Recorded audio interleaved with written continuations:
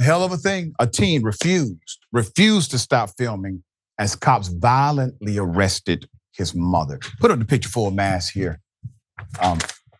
Per Atlanta Black Star, Deshaun Johnson, a black college-bound Louisiana teen who witnessed the violent arrest of his mother, Teliah Perkins, by police officers in 2020, will now receive $185,000 in damages if a recent verdict in the civil rights lawsuit stands. So on May 1st, a jury in the U.S. District Court for the Eastern District of Louisiana found that Deputy Ryan Mooring of the St. Tammany Parish Sheriff's Office intentionally inflicted emotional distress on Johnson in 2020 while the young Johnson was filming the arrest of his mother.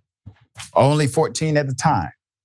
Video footage shows Johnson was threatened with a taser by the deputy when he attempted to record him and fellow officer Kyle Hart manhandling his own mother. As she was taken into custody for a traffic violation she did not even commit. With millions watching and many people benefiting from this program called Indisputable, we just need 1% of the viewers to become a paid member so we can continue to bring this content to you. Now back to the show. Affectionately known as DJ, Johnson celebrated the ruling. He expressed his pride in his and his mother's resilience, stating they did not back down after the Fifth Circuit Court of Appeals ruled against them in November 2023, overturning a district court ruling that found the deputies could be sued on a claim using excessive force. They did not stop. Quote, "This win means so much to me. After all these years, to finally see justice served brings me peace and joy," Johnson said in a statement through his attorney, Keith Cohen. I was in 8th grade when this happened to me. Now I'm about to attend college. I'm proud of myself and my mom for refusing to accept what happened to us and for fighting for the justice we are owed. According to a press release from Reed Collins, Johnson was diagnosed and treated for post-traumatic stress disorder after the incident. Cohen, a partner at Reed Collins and Psy LLP, which worked alongside the ACLU of Louisiana's Justice Lab to appeal last year's ruling, echoed Johnson's sentiments.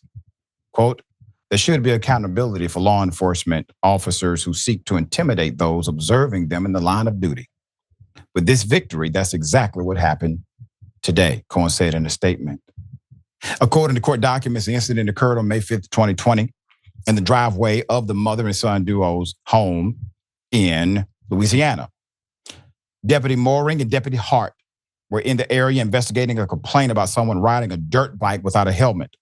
Perkins said she had a motorcycle, not a dirt bike, and had not ridden it that day. According to Perkins, the deputies questioned her, and when she asked if she could call, if the call, could have been racially motivated due to her having neighbors she deemed racist, things took a turn for the worse. You know, racists don't mind being racist. They just don't like you to call them racist. Okay, that's what they get upset about. Put it up full mass. So a video shows both deputies handcuffing Perkins. Look at that picture. Look at this violent arrest, and she's not even the person they're looking for. They're just mad because she called their card. Pressing her face into the ground, pinning her legs with her knees as she protests, Perkins yells, "You're choking me." When she tells her son to record, the deputy pushes him away, tells him, "Step back." The teen says, "I'm not moving." Johnson keeps recording despite the deputy's attempts to stop him, even pointing a taser at him. And he says, "I'm a child. You cannot tase a child," Johnson protests. And the cop says, "Watch me." The child continued to record. Perkins was originally charged with resisting a police officer with force or violence, which is a felony, and 3 misdemeanors, including battery of a police officer, no proof of insurance, and no safety helmet. The 3-judge panel of the Fifth Circuit found no problem with the officer's treatment of Perkins in their November 30th ruling, writing, quote, "The video evidence conclusively demonstrates that neither deputy employed excessive force to subdue Perkins, who just as conclusively was resisting arrest. The panel allowed Johnson's suit to proceed in the November decision, although Judge James Holt dissented, writing, the Constitution does not compel police officers to affirmatively help a citizen secure the ideal camera angle while that citizen is actively berating the police just a few feet away from an active physical struggle with another person, end quote. The verdict came one day before a controversial bill that would make it illegal to record police officers on official duty from less than 25 feet away was overwhelmingly passed by the House committee in the Louisiana legislature with an 8-1 vote. The House Bill 85 will now be debated in the State House of Representatives. Many civil rights activists obviously oppose this. So Suzanne Carboni at the sheriff's office, spokesperson, told the New Orleans Times that it would appeal the verdict. The sheriff's position is that the deputies took constitutionally appropriate actions. He labeled Johnson's case as a meritless claim for emotional harm, end quote. The jury disagreed, however. The jury disagreed as evidenced by the $185,000 they awarded in damages. Remember, they awarded it to a 14-year-old, even though the case took place a few years later. They're looking at it in the context of what you did to a child.